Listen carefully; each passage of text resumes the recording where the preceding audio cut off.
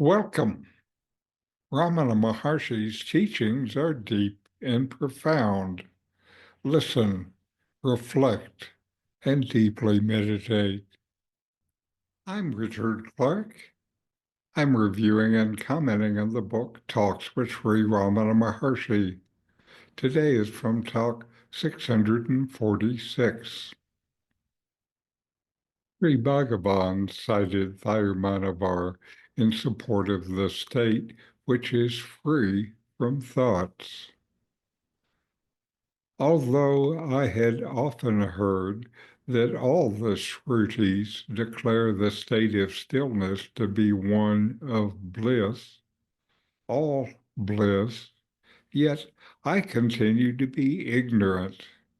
Again, I did not follow the advice of my Lord, the silent Master.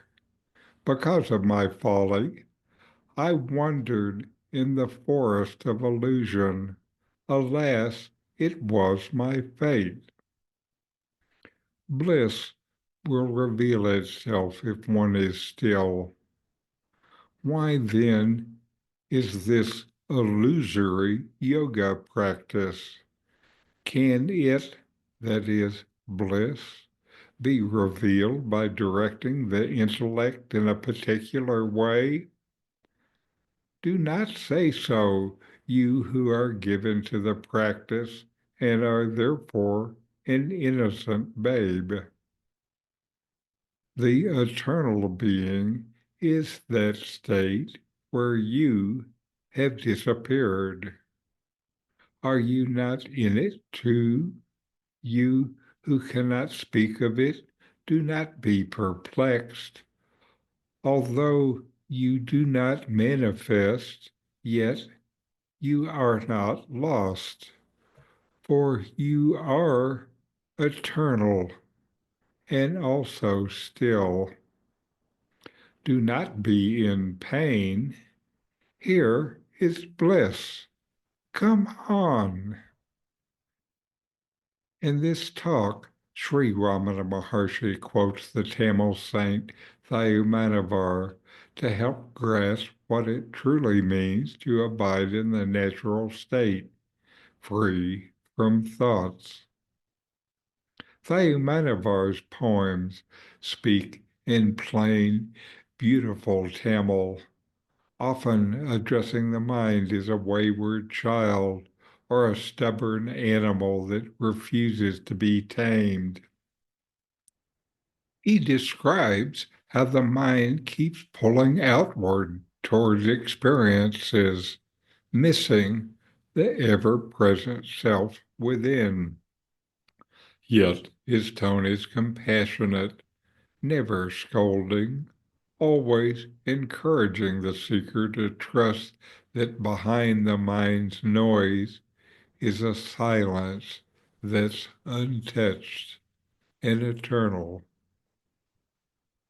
The questioner seems to be struggling with a common issue, hearing about the bliss of pure being from scriptures and teachers, but still feeling caught in restlessness and mental wandering.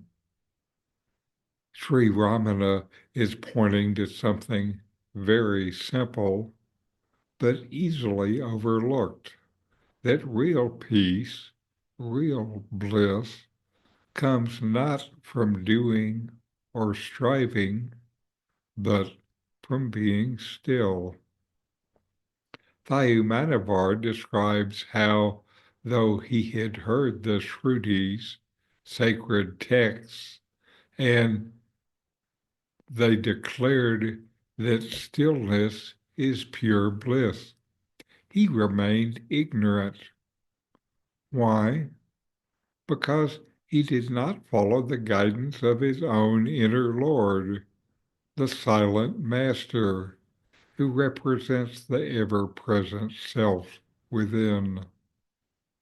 Like most people, he kept getting drawn into the illusions of the mind, the endless play of thoughts, sensations, and habits. Sri Ramana highlights this to show that intellectual understanding alone is not enough. What matters is actual stillness, the natural, effortless silence of the mind, where the self alone remains.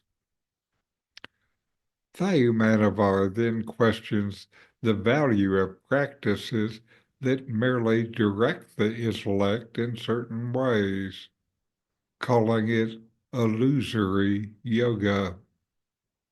This doesn't mean that any practice is bad, but rather that techniques, when clung to as means to attain bliss, keep one in a state of becoming, always seeking, never simply being. Real bliss is not something achieved. It reveals itself when the mind is quiet. Ramana consistently taught that when thought subsides, what remains is the self, pure and unbroken. The most striking part of the passage comes when Thayumanavar reminds the seeker that even when you feel lost or unmanifest, you have not ceased to be. You, as the eternal self, are always present. Pain comes from identifying with the one who seems to lose or gain states, but the self neither rises nor falls, neither appears nor disappears. Its nature is stillness, presence, and uncaused bliss.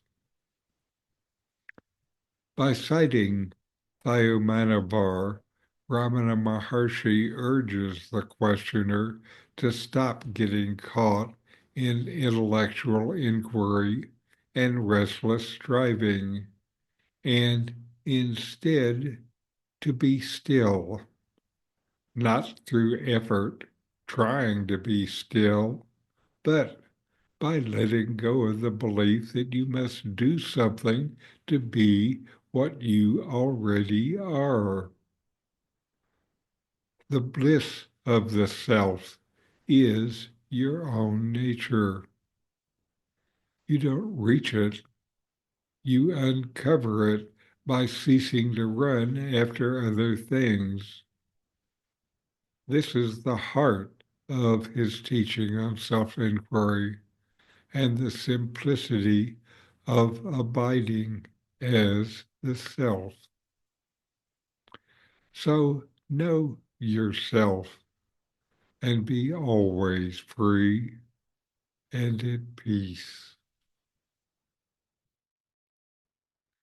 Ramana Maharshi could say so much with just a few words. In these books, I give comments and guided inquiries in ordinary English to deepen your practice. Available from Amazon. The link is in the video notes. These videos bring Ramana's teachings into your direct experience. Click subscribe to see more. Click thumbs up to like, and send questions and start a dialogue with a comment.